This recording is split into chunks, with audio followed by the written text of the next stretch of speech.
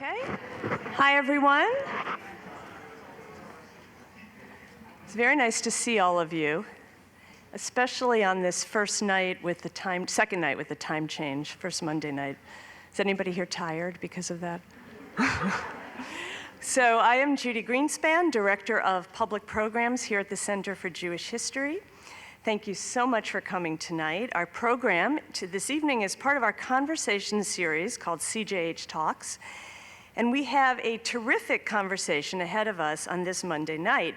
It's about food, family, travel, show business, and cookbooks. Phil Rosenthal, co-creator of Everybody Loves Raymond, star of Somebody Feed Phil, and a native New Yorker, should mention that, is here with Tablet Magazine columnist and author Marjorie Ingall. We're delighted to welcome them to the center tonight and so pleased to see all of you.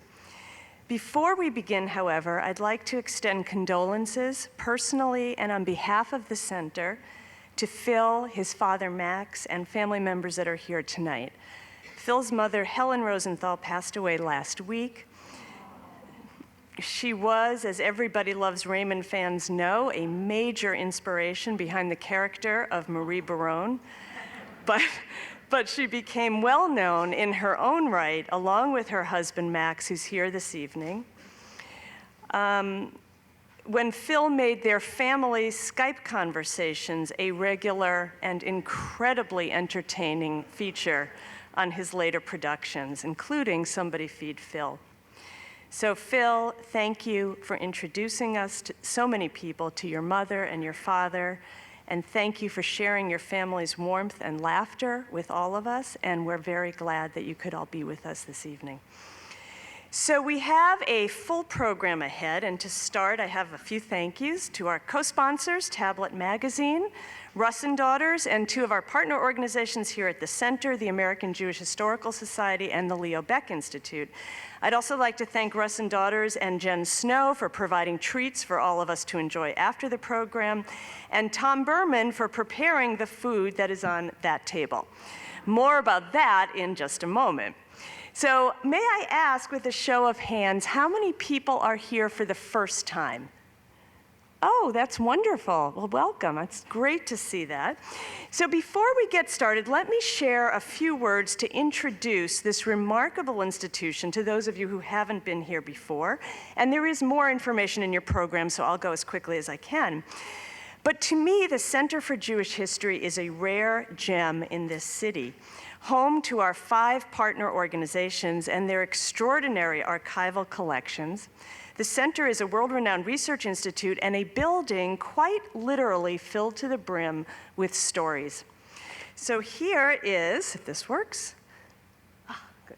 Okay, here's a glimpse of what that looks like. This is part of just one floor of the archives in the 12-story building behind this one. And tucked away in boxes and on shelves is an astonishing treasure trove of materials, spanning thousands of years of Jewish history and including millions of documents, hundreds of thousands of books, artworks, ritual objects, recordings, and films. So to make those numbers a little more real, among the collections of the American Jewish Historical Society, for example, there is Emma Lazarus's notebook. Wait a minute. There we go. Emma Lazarus's notebook with a handwritten copy of the New Colossus, which you can see there. Her famous poem, which graces the pedestal of the Statue of Liberty. There's Sandy Koufax's Brooklyn Dodgers uniform. And recently, Russ and Daughters added their papers and story to the archives of the American Jewish Historical Society. The iconic family business began over 100 years ago on the Lower East Side and is now run by the family's 4th generation.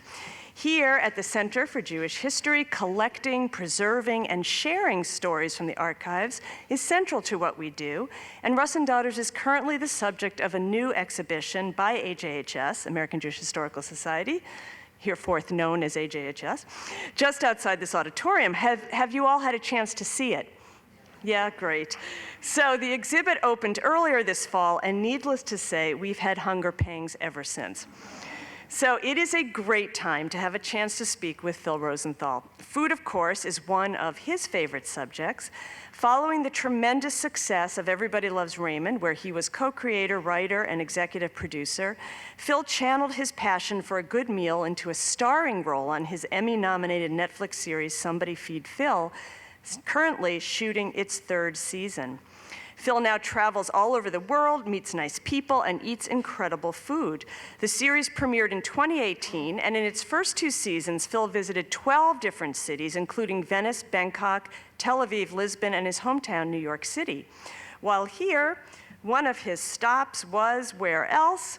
Russ and Daughters on the Lower East Side, where he and comedian Tracy Morgan devoured the full range of mouthwatering Jewish delicacies. I'll make you hungry now: bagels, cream cheese, lox, whitefish, pickles, etc., or what Phil has aptly described as Jewish soul food.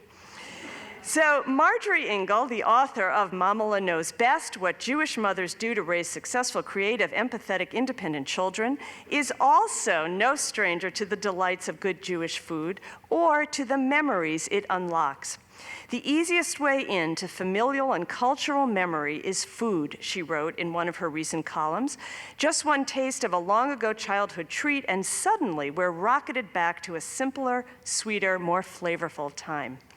Marjorie and Phil both contributed some of their favorite Jewish food memories to this recently published book by the editors of Tablet, called The 100 Most Jewish Foods, and subtitled in a typically Jewish style, A Highly Debatable List. Which brings us back to the table on this stage and what we are going to feed Phil this evening at the Center for Jewish History. Naturally, we went straight to the archives and looked for recipes in our expansive cookbook collection. So among the hundreds of cookbooks you can find here are a few of the gems. In the beginning, there was chicken soup.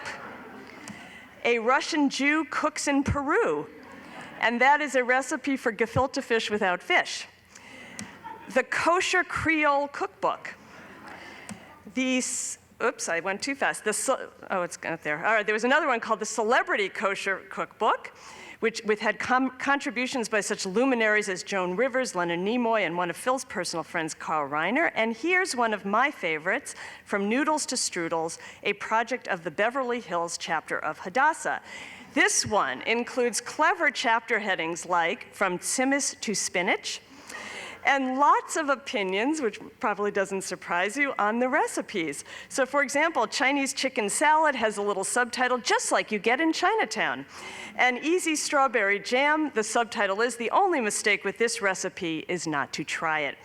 Then the tagline is, cherish recipes contributed by women who care. Or as Marie Barone might have said, the recipes are made with love. So, offering much more than a list of ingredients, the cookbooks in our archives take us on another kind of culinary journey to different times, places, and Jewish communities, and they also tell the stories of these communities, where Jewish people came from, where they moved, and how traditions were maintained and changed when they got there. Frankly, the cookbooks also raise another question: do the recipes stand the test of time? Marjorie and Phil will try 3 on that table, and I say only this: we give no guarantees.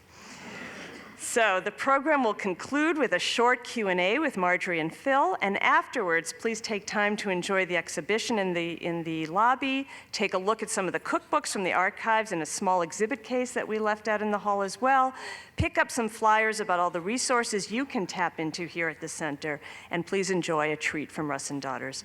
So finally, please join me in welcoming our wonderful guests tonight, Phil Rosenthal and Marjorie Ingall.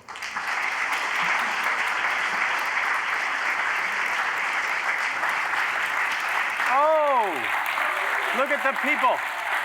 Here, I brought you treats. Treats from the green room. Pass it around, pass it. There's one for everybody. Don't keep the platter, they're not made of money. Hi. Welcome, hi. Jews. Hi, my dad used to go, fellow Yehudim. Yes. Hi, hi. Hi. It's so nice to be here and see you all. Yeah. So I thought we could just start by, maybe because as a parent of a teenager, I want to hear, you said that, so much of who you are was formed by TV. Yes. So can you talk a little bit about your TV influences as a kid? Sure.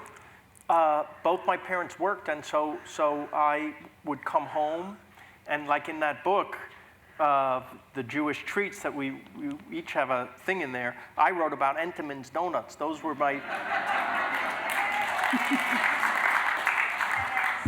The Entenmann family is here today. I would come home from school.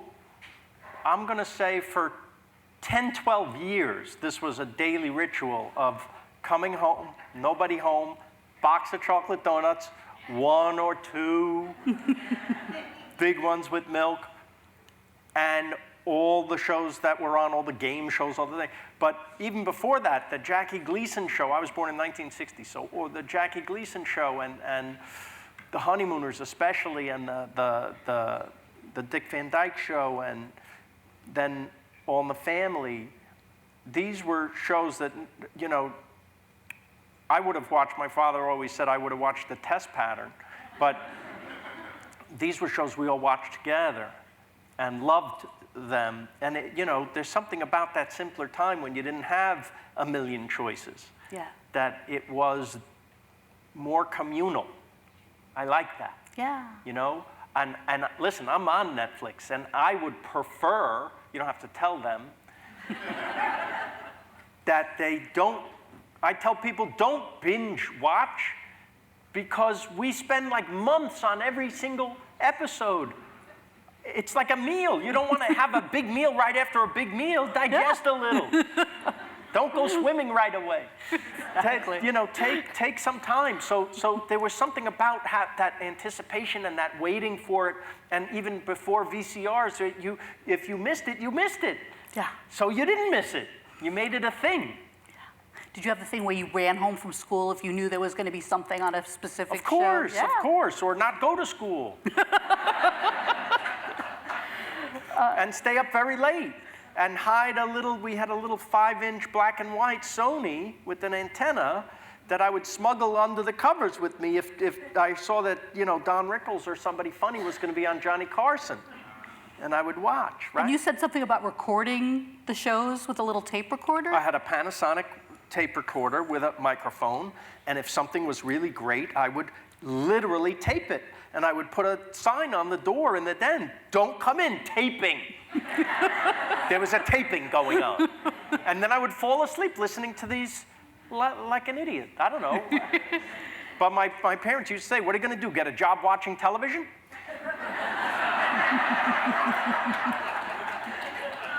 And then the first job I got in television, I sent them the biggest TV I could find with a note on it that said, "Ha ha."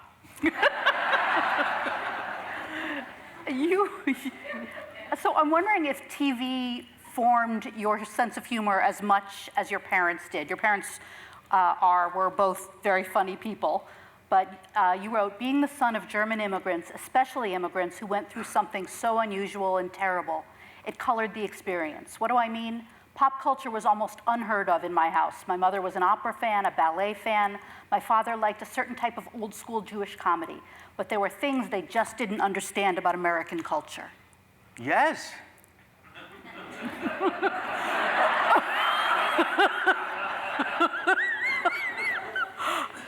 Anything that other people had heard of. It was, like pop rock music, the Beatles, the Monkees, it was all noise. Modern movies, noise. Right? Am I alone? And now today, I think it's noise too. And, as we're moving into sort of the food portion of our conversation here, you worked in a deli, right? You had a bunch of weird jobs. I did. One of the first jobs I had was I was a guard at the Metropolitan Museum of Art. Yes.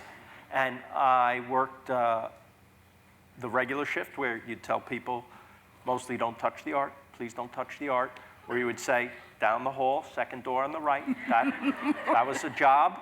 and then after hours, I worked as well. And then I even worked the graveyard shift from midnight to 8 in the morning. I thought I could do that and rehearse and be in plays and things in New York at the same time. I thought I could do that.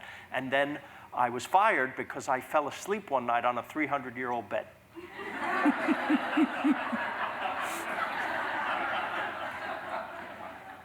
There's a little plaque there now that says Phil Rosenthal slept. But after that, I worked at P.J. Bernstein's at 70th and 3rd. Oh. Look, I love the moans of it was that Grepsing. That was fun. I gained 15 pounds working there. That was great. First time I ever had a hot dog with coleslaw on it. Very nice. Oh. And I imagine the people skills that you are known for also sort It's of exactly like running a show. Everyone is coming at you with questions, and everyone's hungry. It's really, it was a great training ground for that. Yeah. I managed a deli at 21 years old. I was like, yeah, I knew, I don't know. I had an affinity for it, I guess. I loved it, too. I lasted one day as a waitress in Alan Dershowitz's kosher deli in Cambridge. It's very hard working with The Alan Dershowitz? That one, yeah. He had a deli? He had a deli. Do you guys remember that, when he had a deli in Cambridge? Really? Yeah. He should have stuck with that. He really should have. Yep. Right.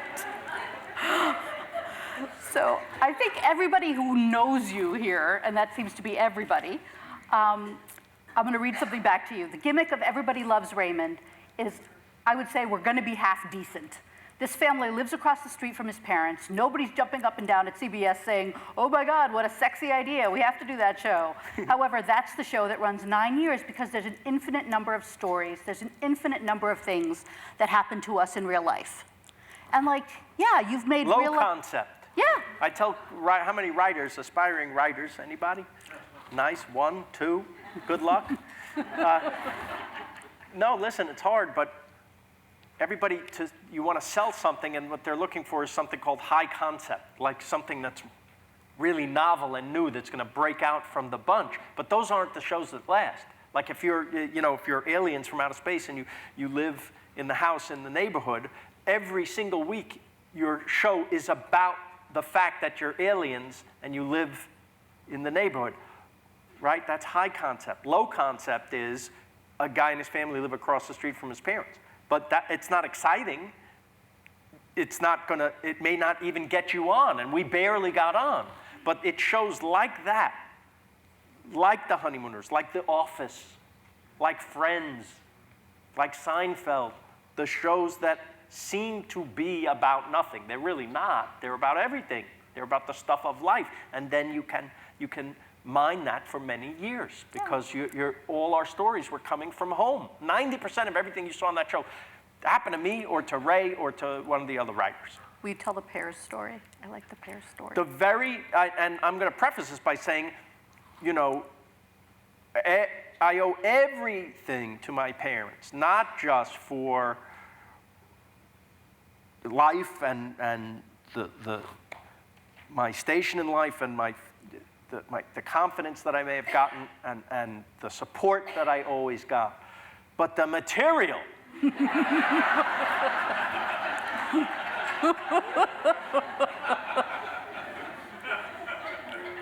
And I had to give the toast at my brother and sister-in-law's wedding. She's here tonight with my dad, Karen, and I wrote this for her. I wanted to give her some advice that it wasn't too late to run. And because this thing had just happened to me, I gave my parents, I thought I was being nice, I gave them a gift of fruit of the month for Hanukkah. And I got this call from my mother. Philip, your gift arrived today. Oh, that's good. You like it? Oh, yes, but did you know it was a box of pears? And I said, yeah, you like them? Oh, they're very nice, but there's so many pears. There's over a dozen pears. what am I going to do with these pears? I said, well, you eat them. Give some to Dad. How many pears can your father eat? Do me a favor, please. Don't ever send us any more food again. I said, well, Ma, another box is coming next month.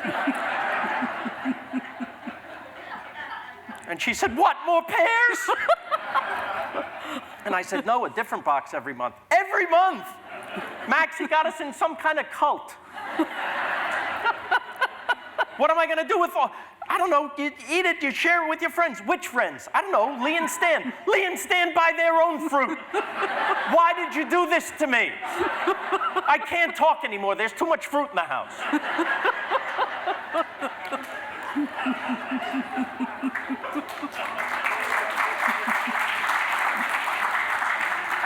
I'll take that for my mother. Yeah. Because that is the scene that I wrote almost verbatim in the pilot episode of Everybody Loves Raymond, and they tell me that's the scene that put us over the top. That got us on the air. Nice. So again, everything because of them. Nice. You know, what made, you know, yes, there was edge to Everybody Loves Raymond, but it was also, it was a show about relationships. And yes. Your show now, the travel show, yes. is also, you know, it's not just about the food, it's about the relationships and who you meet along the way. I'm glad you see it, because it's really not about the food. The food is just the way in. I know food is popular. I happen to love food myself. You can see that I do. But the food and my stupid sense of humor is all in the service of trying to get you to travel, because I think the world would be a little better if we all would experience a little bit of someone else's experience. And there's no greater gift that you can give yourself than to travel. It's the most mind-expanding thing we can do. Yeah. You said food is the great connector, yes. and laughs are the cement. And For now me, we're yes. friends. That's Instead right. of a wall, how about a table? Yes. Yeah. Instead of a wall, how about a table? Yes. And so you know, the joy of watching somebody feed Phil is all your joy in meeting all these humans and tasting all their food. Do you stay in touch with them after the show? I do, I really do, and it's really fun. I mean, everybody, I think, has a job to do. First, go out and travel, and then make friends, and then it's hard, because now your next vacation, what do you want to do? You want to see the friends you made. So it's like a happy obligation. Yeah. To see them. Yeah. So what I do is I go to every vacation, I go to a place that I've been before, and then a new place, right? Yes. And if I'm filming without my wife, like we filmed in Lisbon, and she didn't get to go, but I wanted her to meet the people that I met there and see how great, who's been to Lisbon? Did anyone go because of the show? Oh, isn't that great? Oh, see, now you made my whole life. That's worth it. Now I have a purpose, finally. That you went to Lisbon. That makes me feel so good. That's everything to me. To go there, to see this. Listen, I thought Portugal, I didn't know. I thought Portugal was the New Jersey of Spain.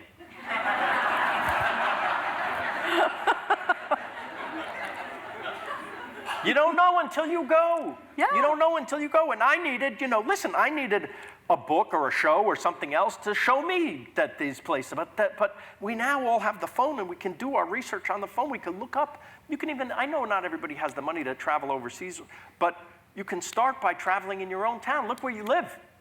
The whole world is here. You happen to live in the center of the universe, so the whole world is here. But yet we're afraid to go to that Peruvian restaurant. What do I know about Peruvian food, you think? But look at the menu online. Look at they have chicken and rice. I like that. Yes, you like chicken and rice, so go and eat this is delicious. And the next thing you know, try something else. And the next thing you know, you talk to the owner, and he's very nice. And the next thing you know, you're in Machu Picchu.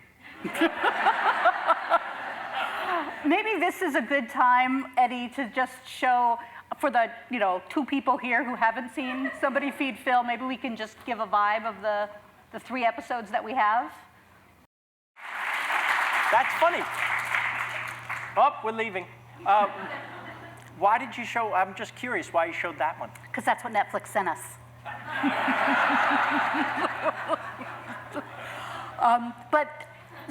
We're not going to pay for the shipment of 2 clips.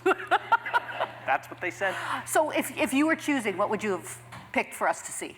Oh, I love those. I'm dumb. You know, I rarely see that one. That's it's an unusual. But you know, let me drop a name for a second. My wife works with a foundation, and Jane Fonda is part of that foundation. And she came over for dinner to our house, Jane Fonda. And she walked in the door. She met me. She goes, "I want some of that vinegar."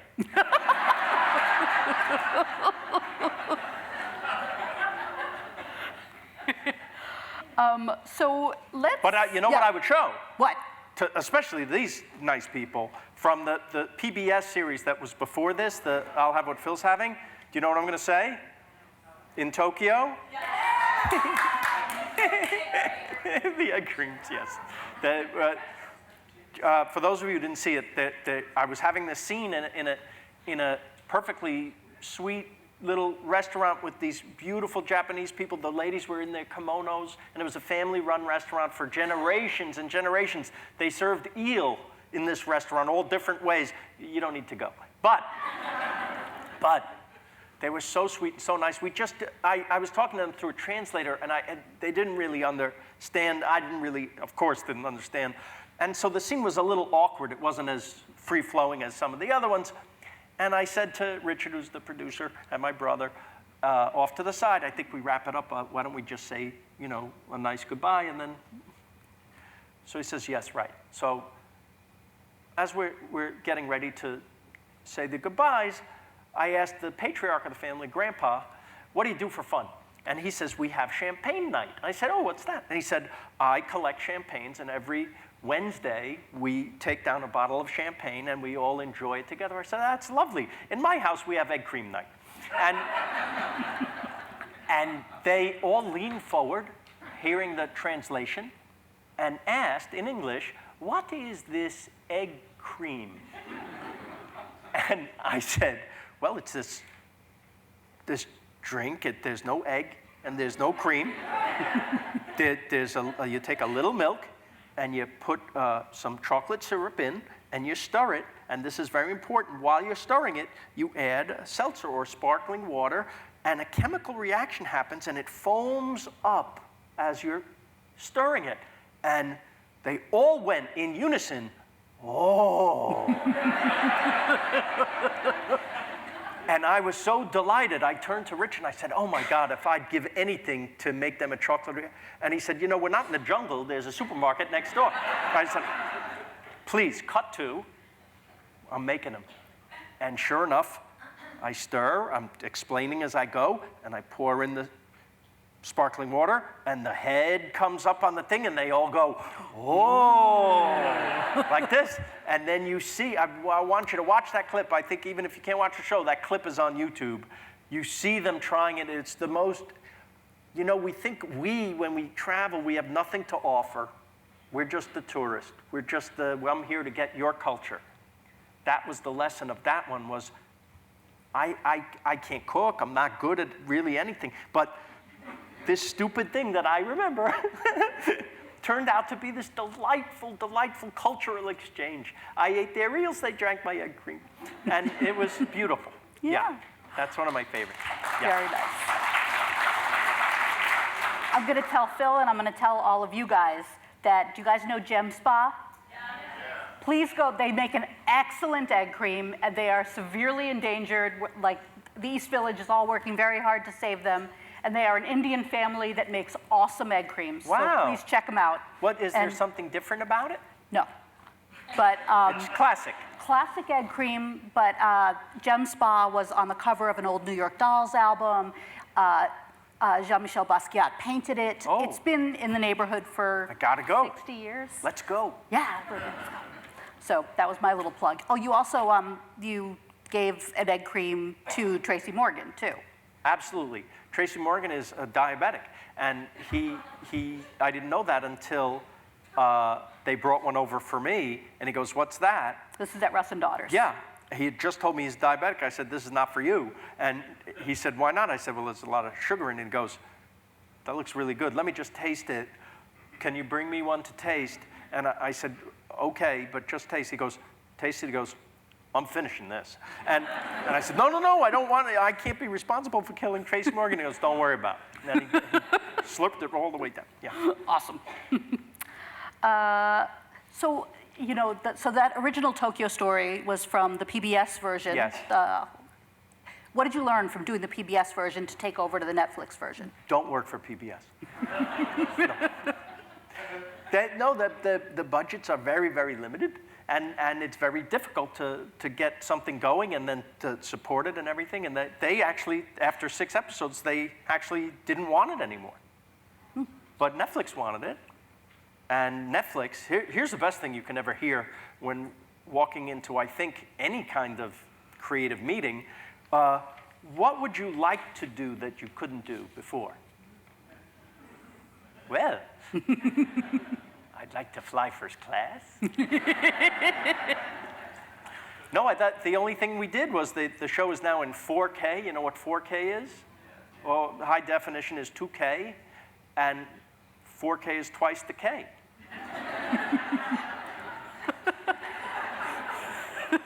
And then I have a theme song, which I absolutely adore. Yes. There's a series on YouTube of little babies responding very positively to the theme song. Yes. Like you could make a baby stop crying by playing the theme song. That's a group called Lake Street Dive. I wrote a little of the song myself and sent it to them, and they finished it and made it wonderful. And that was nominated for an Emmy too. Just the song, yeah. Yeah. How did you figure out that people really wanted to see your parents? And why do people like to see your parents? I have no idea. I did a movie, a documentary about the Russians about 10 years ago asked me to come to Moscow and help them turn my sitcom into Everybody Loves Kostya. And that documentary you can get, it's called Exporting Raymond. And in it, I got invited to a Russian family's home for dinner, and the grandparents were there, and we were chatting, and they were great, and I don't know, the internet came up, and they said, we use it every day. I said, really? You use it? Yeah, you know how it works? Yeah, this I have to see. And they went to the computer, and they said, we can Skype. You want to Skype someone? I said, yes, Skype my parents. And they just happened to be up. It just was this wonderful coincidence that my folks were up. And we filmed this Skype. Well, don't you know, that was the hit of the movie. That made the whole movie, was that Skype session between this Russian family and my parents here in New York. And so I'm not stupid, I remembered. And I realized that if I'm doing this travel show, you know, the Skype home or the FaceTime home is the modern day equivalent of the postcard. So I thought there was a natural reason to do it, and they're going to be funny every single time. Nothing is written. Everything is, even the promo that we shot with them was not written at all. They gave them the remote, and they said, find your son's show on Netflix. And that was the scene. I hope I don't know if you've seen it, but it's worth seeing. Yeah. How are we doing on time? Good, okay. Can you give us a hint about where we're going in the next season? Yes. Overseas. Okay. I'm going to say that we're doing 10 episodes. 2 seasons are coming. I filmed half of them so far. I'm going to say that one place involves a camel. That is not fun, by the way, camel. Because, you know, we're built for a horse, I think, right? Which is like a width that is somewhat comfortable. Not for a long time, but a camel is like twice, so your legs are stretched out very, very far over this thing. And then they shove 2 tons of camel up in there, and then it gets up, and and then as it walks, it's doing this the whole time to you. So I lasted about 45 minutes. That was enough of that. So that's a hint. And then we're doing more American cities this year as well. I would say 4 out of the 10 are going to be American cities. Well, since you're flying first class, it's obviously not a money thing. So why are we going to America more? Because it's a money thing. Oh. Because because it's not me, but I want the people who really can't afford to travel. And by the way, America has amazing cities. I love traveling in the United States. It's phenomenal. We live in a great place. And I will say this, everywhere I go, this is just a generalization, most people are so much better than their governments. Yeah, yeah. You know, a lot of people don't think about traveling within America. Yeah, they should. Yeah, they should. Why not? So, yeah. It's so much easier. You know, you can go for a weekend someplace that you never, you know, just up to New England. Up to New England. Right? Yeah, I'm trying to get him to come to Providence, where I'm from. I love it. Yeah. Okay, so you've been to all these amazing, let's see, so far, Bangkok, Saigon, Israel, Lisbon, New Orleans, Mexico City, Venice, Dublin, Israel, Buenos Aires, Copenhagen, Cape Town, and NYC. 2 more seasons you've been picked up for, so Mazel Tov, we're gonna get a lot more places. This is a weird question, but if you could make a meal, like appetizer, dinner, dessert, from all of those places, what would your ideal meal be? Wow. I have never heard that one. Sorry. That's all right. My default answer is always Italy. I don't know. I haven't seen everywhere on earth, but so far, Italy wins. Everywhere you look is gorgeous. Every bite of food is delicious, and everyone's hugging and kissing you. So what's not to like, right? So just for me, that, you know, when you go somewhere and it feels like, oh, I could live here, it's that. Yeah. But I honestly have found things to love about every single place I've been. I'm thinking of hummus in Israel and Tel Aviv. It's like heaven to me. Yeah, it's like nothing like you get in the supermarket. No, don't eat that. No, but we now, you know, in New York, we have beautiful Israeli places. Noor is amazing, and Miznon has great hummus. I'm sure there's some that are opening as we speak that are fantastic.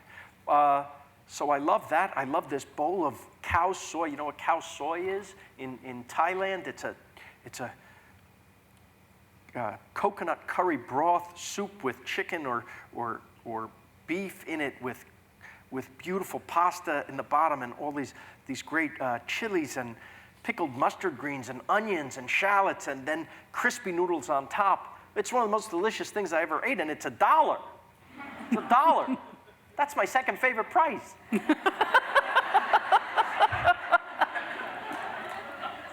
So but delicious is delicious. You know how we know when something is really good? It's the thing we go to off camera once more before we leave. Right. And that was that.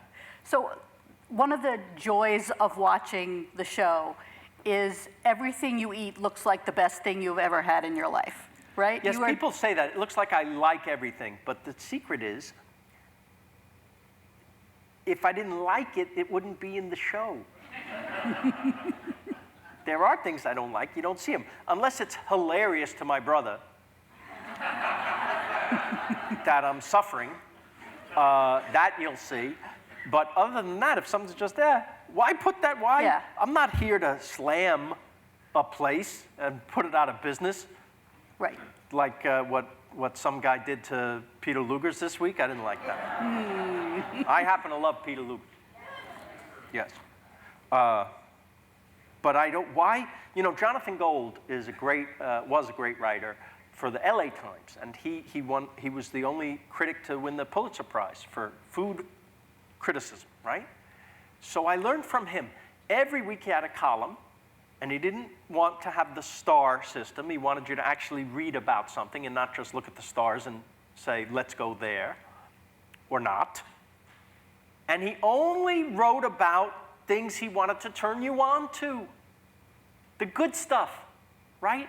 I have this amount of time. Why waste it telling you about something bad? Right. If I don't mention it, you won't know about it. Right? Why not point you to the good?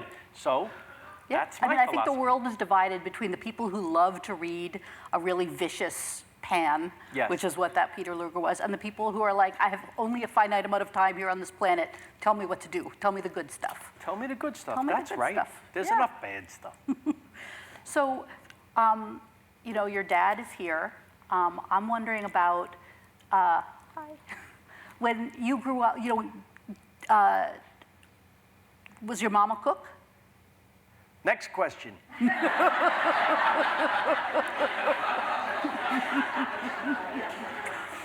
Although, I mean, look, I do exaggerate. That's part of the shtick. She worked, you know, and we didn't have a lot of money, and I'm never going to fault her for what we had or didn't have. But listen, she did make a very, very excellent matzo ball soup. Even Daniel Boulud came over and tried it and loved it. Yeah. Right? Yes. So, respect. Yep. The one thing. So should we go over there? Are we good? I'm a little What's nervous. happening? We have time. Okay. You just have to tell me because I can't keep track of time and ask questions at the same time. We can talk to the people too. Yeah, I'm happy we to could talk to them. Well, do you want to? Yeah. Should we do that? Oh, after. Okay. She's got it all worked out. She does. You can see I keep looking. I don't think you're getting out. So there was one quote in your memoir, You're Lucky You're Funny, which you should check out, where your Oma Yes. had a term for the other shows that you had worked on before Raymond. Yes. What was that term? It applied to most popular culture. Kwatsch mit Soße. Anybody? Kwatsch mit Soße? Crap with sauce on it.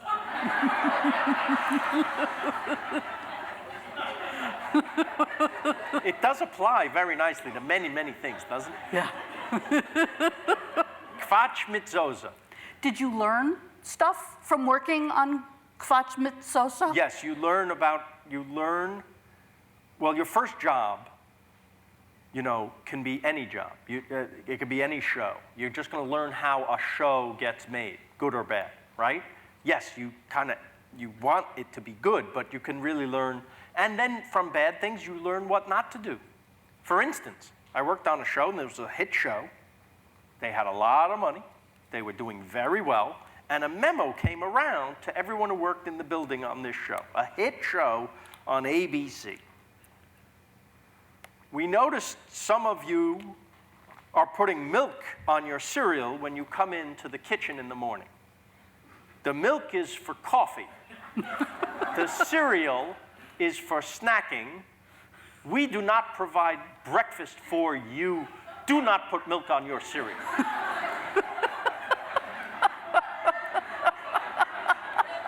This was a memo on this hit show's stationery. And I said to myself right then and there, if I'm ever lucky enough to have my own show, we're going to have milk on the cereal.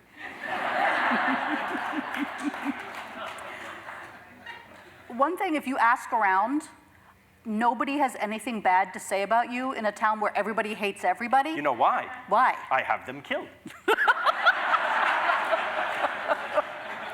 Nobody says anything bad about Putin. You notice?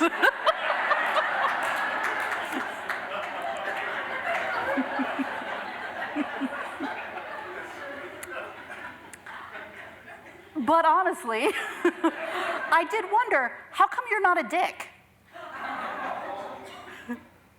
I'm glad my wife isn't here. You could be such a jerk. I mean, you single-handedly created Everybody Loves Raymond. You've had people adore you. Why in a town where people are very jerky, you're not jerky? Well, that's very sweet. I mean, you hardly know me. I mean, no, I'm a person. I get mad. My brother will tell you I can be difficult and annoying, and my wife will tell you, and everyone I know will tell you. But I don't know. I try to just listen. When I first got the show, when you get a show, your own show, they like, congratulations, like you hit the jackpot. Your show that you wrote alone in your room, the script that you wrote, they're actually going to put on television, and you're going to run it. That's a crazy thing to go. I don't know if there's many jobs in the world that are like that. You work solitary, and then suddenly you're in charge of a 200-person company. So I actually had to think, how am I going to be? Like, how am I going to physically be towards, what kind of boss am I going to present, right? And I'd worked for many different kinds, and I just thought, be nice. Yeah. Be nice. That's it. That's my whole philosophy of Why everything. don't more people say be nice? Because they're afraid. If you're afraid to be, like, I got to talk to Tom Hanks once. I'm dropping names left and right. He's very well known as the nicest person in the world. So I actually asked him, don't they walk all over you? And he goes, when I'm in a meeting and I see people starting to go down that path, you know, I stop and I say, gentlemen, you cannot take advantage of my good nature, right? So if you're afraid, that's a very good kind of philosophy. Yeah. Nice doesn't mean stupid. Yeah. In fact, it's usually the opposite, Yeah. right? Yeah. So be nice. I like that.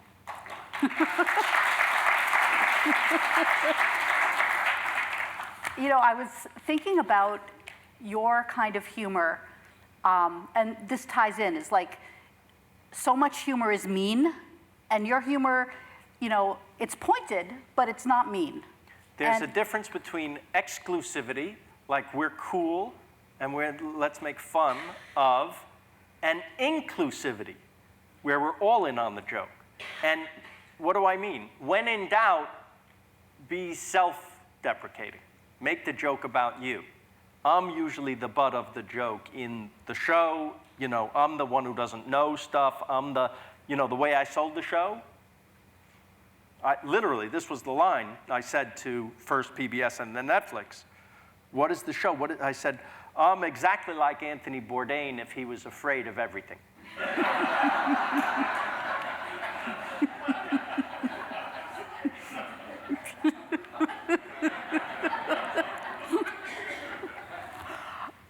You know, I keep coming back to the meanness thing because I'm thinking about, you know, that guy from Have Saturday. people been mean to you? So mean. All right.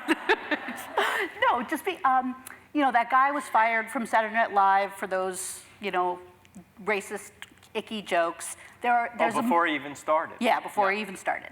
And there are a bunch of people who say, God, you can't be funny at all anymore. Everybody's so Yes. politically correct. Yes. You managed to be funny. You know, do you But- feel like people are muzzled right now? Or do you feel like, you know, there's always one side that's saying, oh, you punch down instead of punching up, you know, whatever that term Right. is. Right. You know, how do you be funny without being, you know, pointed at other, you know? Make it about you. But I'm not here to say that everyone has to be politically correct. I think you can go way too far the other way too. And then everything, you know, you're going to offend somebody with something. Yeah. You know, I probably did it tonight without meaning to. I mean, it's bound to happen. Yep. People have, but here's what I'd love to say. Let's not all take ourselves so seriously. Yeah. Right? Yeah. Let's lighten up. I'm not saying be mean, but understand what's a joke and what's not a joke also. Yes, there are topics that, you know, maybe you don't, but Jerry Seinfeld said, you know how you know if it's not politically correct or shouldn't be said? It's not funny, you know? Yeah. You can even, there are even, God forbid, you can make a joke that has the Holocaust somehow related to it. But you got to be very careful. Yeah. It better be, you know. I can't think of any right now in case you were hoping for some. There was that at the documentary Jewish- that Mel Brooks was in where people talked Yes, about the- Springtime for Hitler. Oh, that one, yeah. Yes. There you go. Yeah, there we go. I'm sorry, but that's funny. No, that's hilariously funny. Right. Do you guys know what I'm talking about, this document? No. It was, Springtime for Hitler, yes, the producers, yes. so there was recently a documentary about Can We Laugh at the Holocaust? Yes. And they had a whole bunch of different younger and older comedians Yes. talking about how to make it funny. Right. And yeah, I think you can. It depends on the angle and the attitude, you know. Nazis, you should be able to make fun of. Yes. And that's Holocaust related. I don't think you make fun of victims. That's Yeah. not so funny. Right, right. I also think a thing that you do that is lovely is giving people the benefit of the doubt, which is something maybe we don't always do now, is assume that people are basically good at heart and Yes. want to reach out and be, Yes. you use the word ambassadors, which I liked. We're all ambassadors, and I would implore you all to travel, because even if you go overseas now and you're half nice, you'll be being a goodwill ambassador for your country. I think it's great to do. We don't have I to think say we're from Canada or something. No, no, and everywhere we go, you know, people aren't mad at us. they like us. Yay, okay. Okay, so I'm getting the signal that we're going to be moving on to the tasting portion of the evening. And Judy wanted me to tell you that some of the things that we are not giving you to taste from the cookbook collection are herring cacciatore, mock gefilte fish, which is made with canned tuna, or mock turtle soup from Mrs. Esther Levy's 1871 cookbook, which is the first Jewish cookbook published in America. It's called Jewish Cookery Book on Principles of Economy, adapted for Jewish housekeepers with the addition of many useful medicinal recipes and other valuable information relative to housekeeping and domestic management. This is what the devil will read to me when I reach hell. So here's the recipe that you're not, do you want to read that out loud? Or should I This do is it? the recipe that you we're were not gonna gi- give me? Yeah. But we- you're not? Yeah, This is an actual recipe? Yes. From 1871? yes. Get a calf's head with the skin on, but cleansed from the hair. Half boil it, take all the meat off in square pieces, break the bones of the head and boil them in some good veal and beef broth to make it richer, fry some shallot and flour to thicken the gravy, and then put in the head. Simmer till the meat is tender. Thank you for not giving me. Right, so we're not doing that. Thank you. So we are gonna do 3 different cookbooks from the collection, and you guys will get a handout, or do you already have the handout? They're gonna taste it too? They will not. They get Russ and Daughters. Oh, you win. Okay, so let's go over there and do dessert number 1. Desserts. Are they all desserts? They are all desserts. Come on. This is Okay. like a game show. It is like a game show. Okay, so this, number 1, should I say what it is? No. Okay, Yes. okay. This is Fluden. Do you guys know from Fluden? No. This is a traditional German pastry, but it is from the Crisco Recipes for the Jewish Housewife. From the Kristallnacht book of... We don't want you here anymore recipes. 1933. See, a Holocaust joke.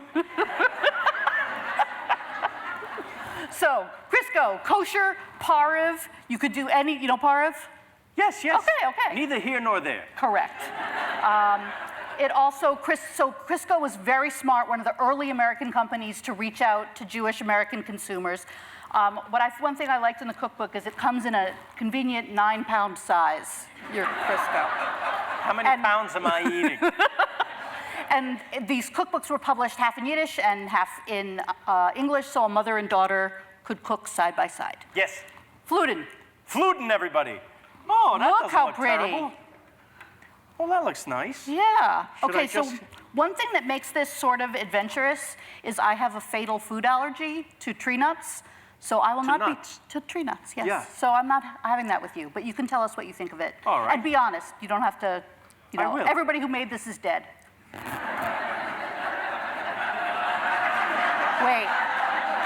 that came out wrong.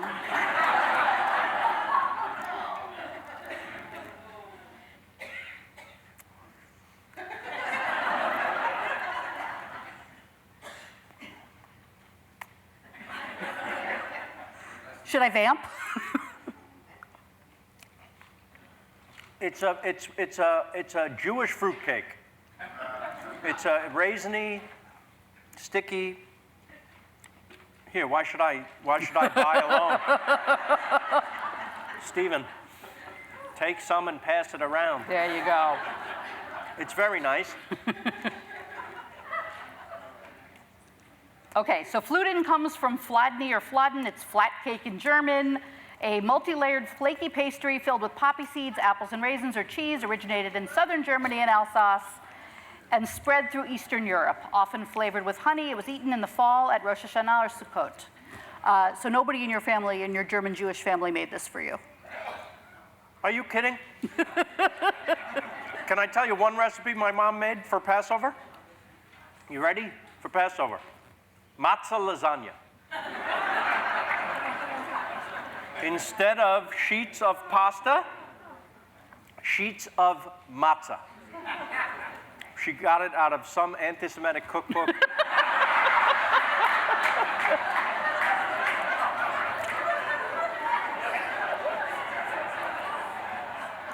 The cat wouldn't eat it. I don't know that this is going to be any better. All right. This. What do we think, people? I like it, said the Jewish lady. Okay, next up, we have. Oh! Oh! Jello mold? Green Jello mold. This comes from the 1972 cookbook, Any Woman Can Cook, or How to Light the Flame. I beg to differ. Yeah. Or How to Light the Flame in Any Man's Heartburn. So this was published by the Women's American ORT in Oak Park, Michigan. As you know, Phil, ORT was founded in 1880 by Russian Jews who petitioned the Tsar for permission to start a fund to assist Jewish trade schools and agricultural schools to help lift Russian Jews out of poverty. And the Tsar said, make that for them. Okay, this was actually not a dessert. This is an appetizer or a salad. And wait, can I tell you what's in it before you eat it? Because, You better. oh, I can't eat it. Okay. It has nuts. So, Jello molds, very popular mid-century, because in the 19th century, it was for rich, fancy people because you had to make gelatin out of, like, you know, collagen and beef bones and stuff, so it showed how rich you were. But then Jello made gelatin accessible to everybody. And, you know, very popular because it was so tidy in that science-y mid-century time. I know, this wasn't my idea. Okay, so we have Jello. You must have grown up with this. This to me is like breaking the fast. Is somebody always had this when I was a child? We didn't have Jello so much. We had chocolate pudding, which I'm going to say is great. And this I don't know about. So the recipe actually says, it sounds terrible, but tastes great. It's lemon Jello, chopped nuts, crushed pineapple, a pound of cottage cheese, a full cup of mayonnaise, and a large can of evaporated milk.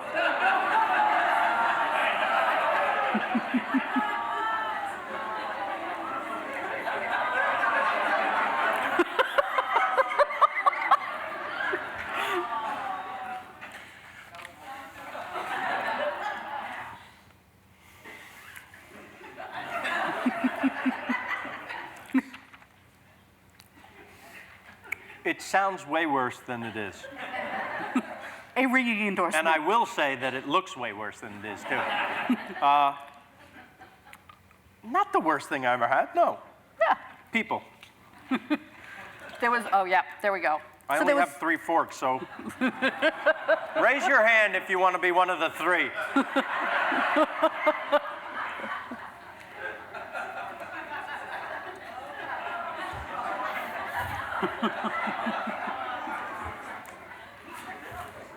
A daredevil.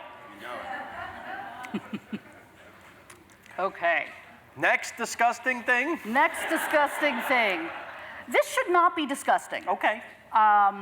In fact, when Judy mentioned it, I was like, let's do this one. Milky Way cake. Ooh. Doesn't that sound good? And one thing that Judy told me was that this is made with 6 Milky Ways, but the original recipe was 5 Milky Ways because Milky Ways have shrunk since the Yes, it's true. I noticed on 19 Halloween.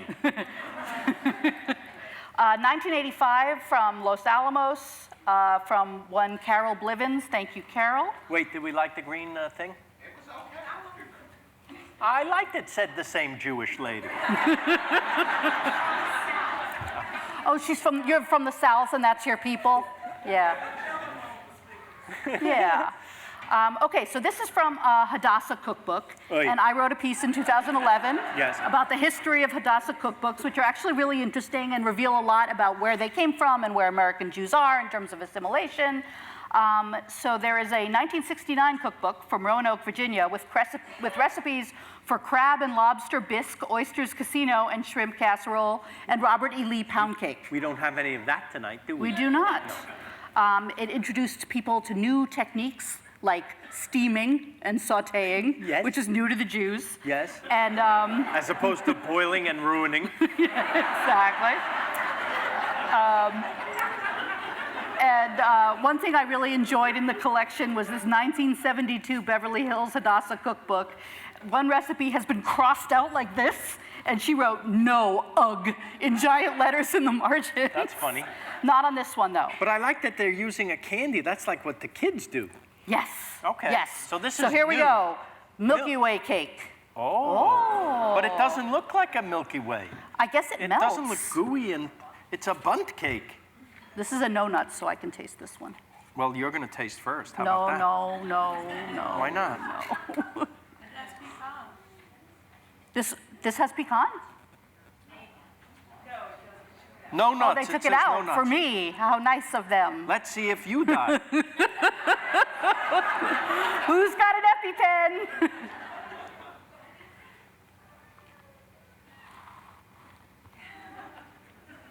As with you, there's a lot of chewing involved. It's not bad. Milky Way cake. That's kind of what, in that 100 Jewish Foods cookbook, what's his name? Eric Repair wrote about gefilte fish, and the first line is like, it's not that bad. That's kind of like this. It's not that bad, but I got to be honest. Why not have a Milky Way?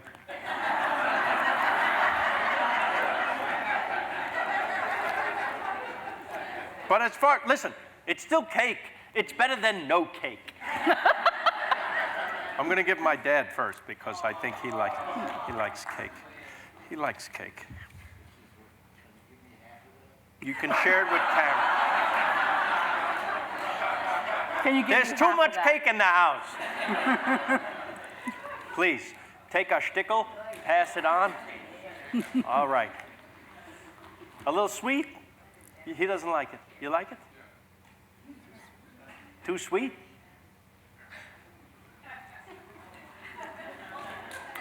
Okay, You know the joke, the man, the old guy, he had to go to the doctor, and he had a physical, the old guy, and the doctor says, I want you to go home and have your wife make you a hot tea enema.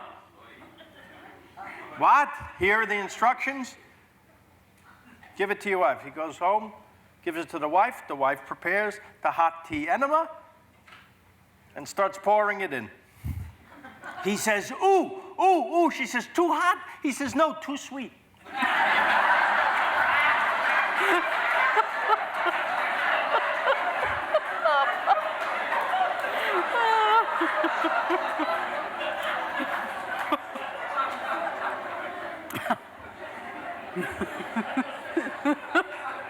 Look, something that's not something scary. we recognize. Yes. So arugula from Russ and Daughters, which you will all get to. Although you would look at that and you go, oh, that's so old country, that's so old world. It is not. This is an American thing. Really? Yes. Yeah, really. They are a culinary descendant of Kipfel, an Austrian. what? Kipfel. See that? Kipfel. K-I-P-F-E-L. Kipfel. An Austro-Hungarian treat shaped like a triangular horn. But arugula happened in America because cream cheese. Cream cheese was cheap. Cream cheese, once we had roads, easily transportable. Refrigeration, yay. The first recipe that appeared in a cookbook was in 1941's The Jewish Home Beautiful. Very nice. I like to microwave them a little bit, 10 seconds. Get a little melty. That is no hardship, that one. Very nice. All right. Can I sit now?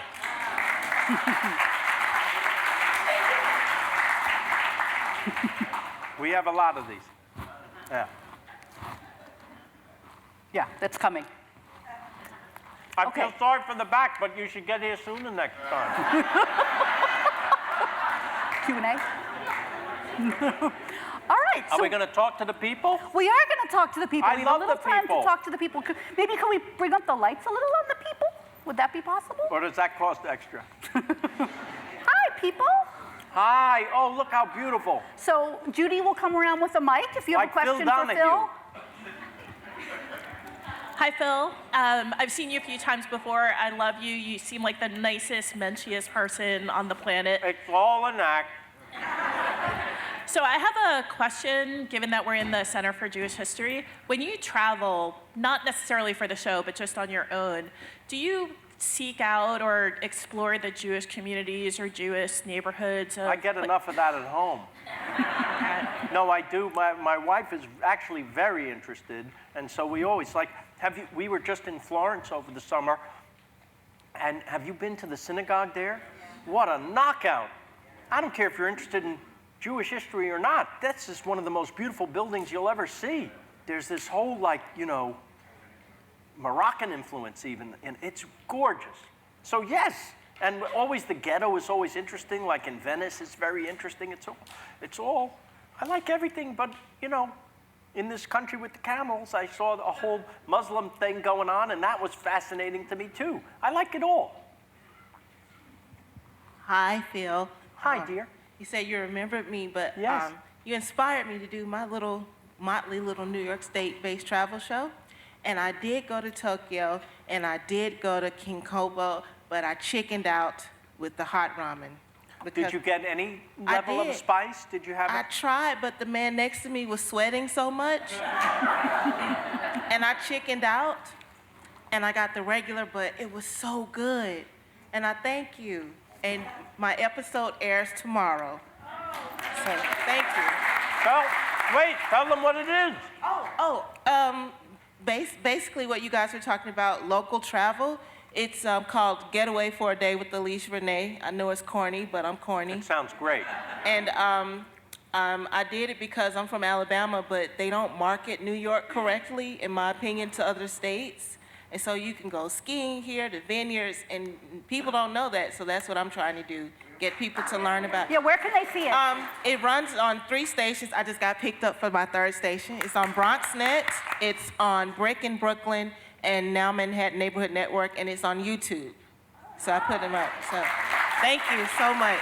I'm gonna watch. You inspired me. Thank you. That's so nice. Hi, Phil. Hello. We love your show. My husband and I went to Jesus is Going in Lisbon. We wanted to know, what kind of TV do you like to watch? Travel shows, food shows, sitcoms, because your show is just such a wonderful blend of all of those. Thank you. I'm in love with all the late night shows lately. I think they do a real public service.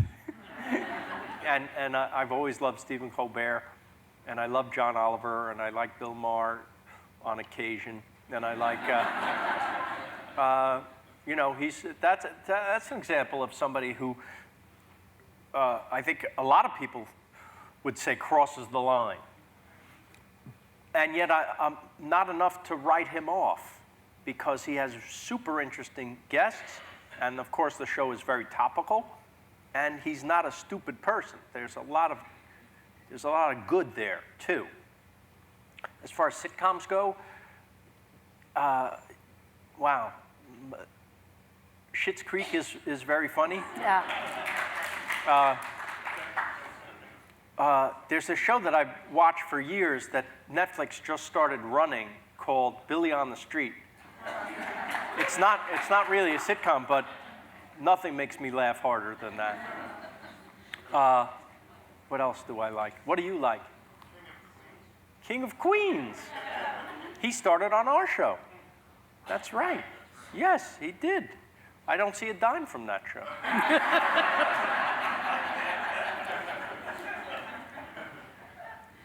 Nice. Yes.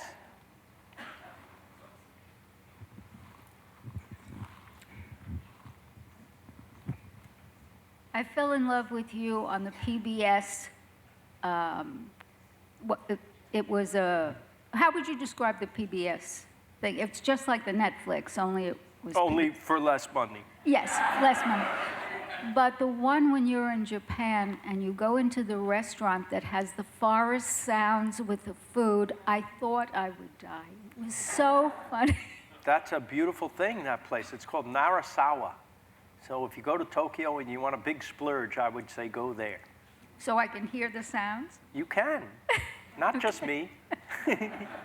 Thank you. Sure.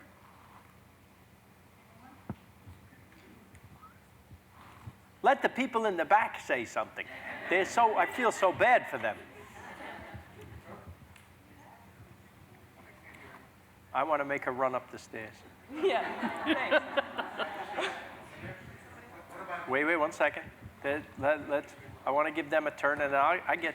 Hi, Phil. It's nice to meet you. Hi there. I'm Kay, and I was one of the people that raised their hands when you asked who had been to Lisbon and who went because of you. And I came back from there last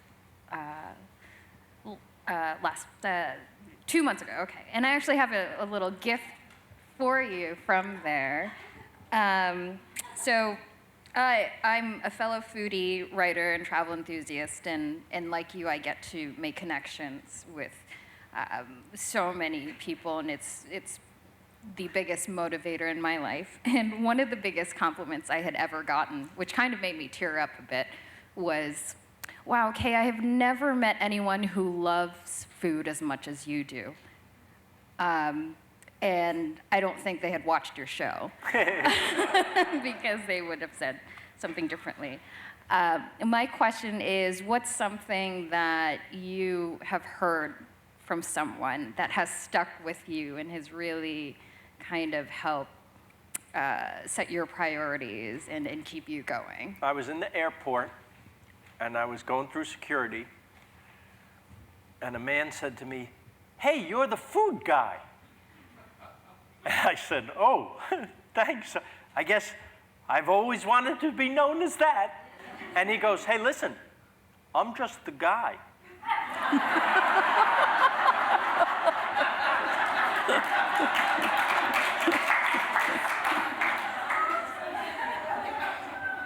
That changed my perspective. Hi, Phil. My name is Al. Big fan. Thank you. Thank you. My question, kind of serious question, I guess, but if you had a dream table of people that you haven't met yet that you could take to one place, who would the 4 people be and what place would it be? Ooh, this is a lot to do. I got to pick the people. I got to pick the place. How do I know who's kosher, who's not? I'm a big Bruce Springsteen fan. Not Jewish, no. Who else do I like? I like so many people. I've gotten to meet so many great people, too.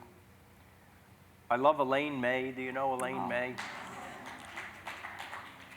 Carl Reiner? I love Carl Reiner. I get to see him. I get to see Norman Lear occasionally. I get to see my heroes, James L. Brooks. I get to, so I'm very lucky that, I even did sit at a table with Bruce Springsteen. You could just kill me now. It doesn't matter where we go. In fact, what I love the most is taking hoity-toity people you think are great, like great chefs, and taking them for a hot dog. That's fun. Because at the end of the day, everybody likes just something that's delicious. It doesn't have to be fancy. And the way I eat now when I'm not doing the show and eating the dish in Tokyo where the sound of the forest is coming through the plate, right? I'm just as happy with the bowl of ramen or the hot dog. It's funny, to give you an idea of what my family is like, we went from the funeral the other day. We were all in the car together, my brother's family, with his wife and children, my wife and children, and my father, and we were coming from this pretty solemn occasion, and we were all dressed in suits. And we said, "Who wants a hot dog?" And we stopped at Gray's Papaya, and we went in, and got Gray's papaya, and it was very, very comforting. Yeah.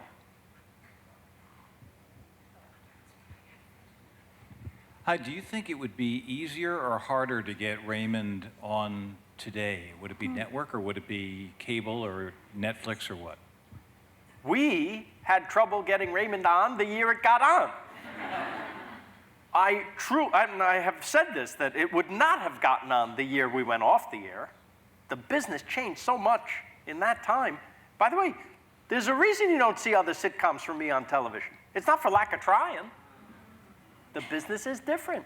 I don't really, and it's, to be fair, I don't want to do the kinds of shows they want me to do, and they don't want really what I do. And so I had to reimagine my life. And I thought, if you're going to bang your head against the wall, you may as well pick the wall you really, really like. And so unfortunately, I had to live my dream.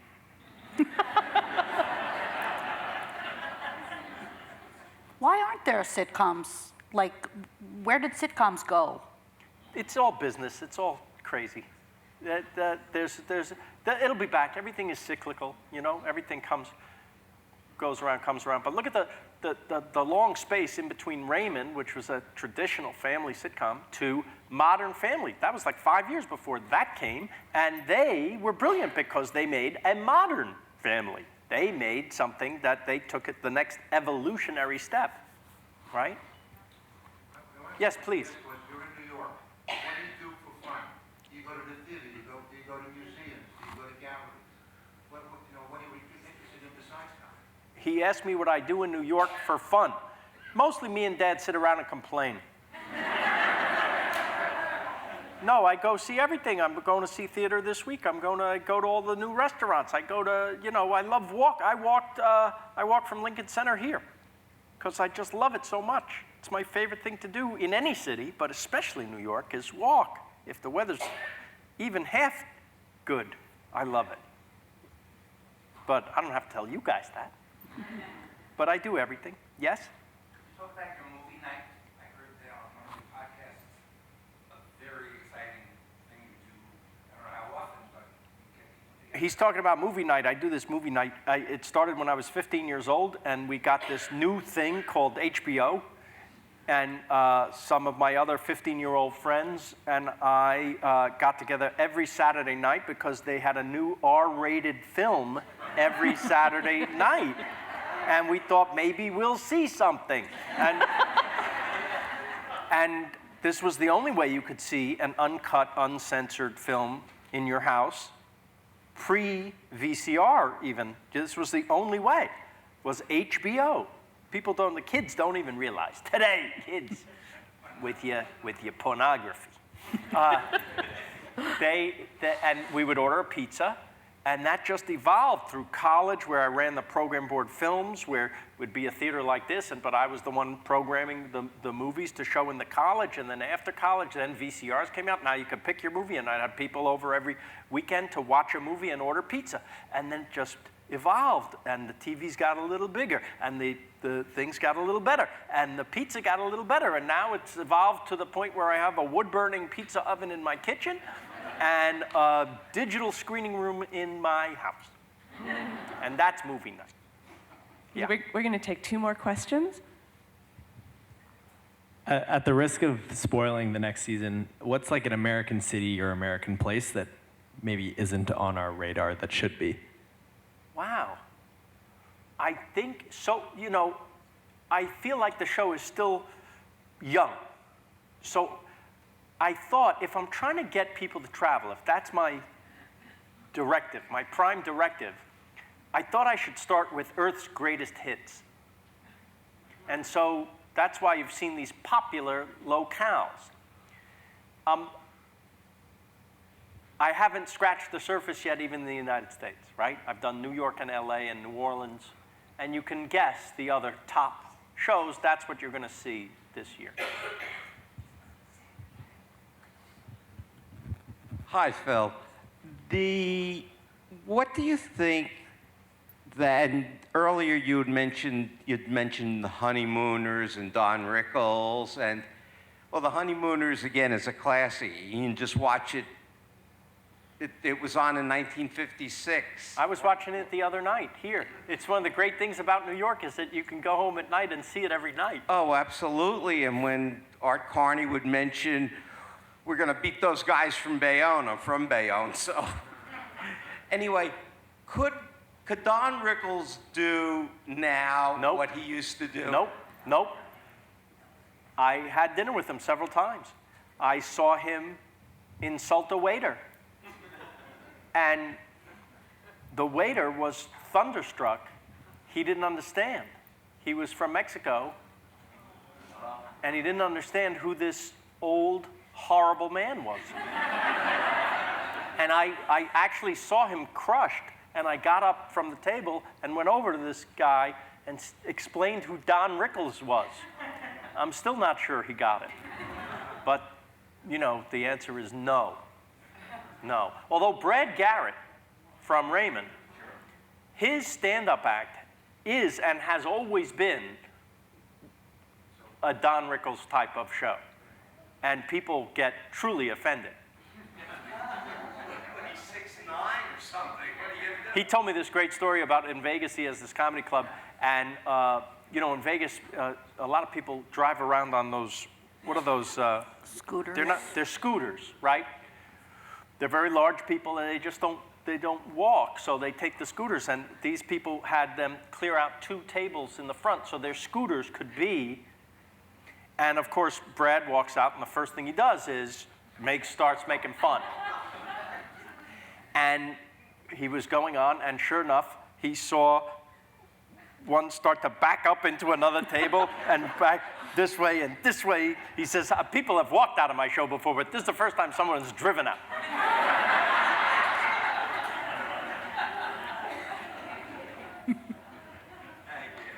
You're welcome. Anybody else before I go? Before you go? And get something real to eat? Any other questions? Okay. Listen, I love being with you. Thank you so much.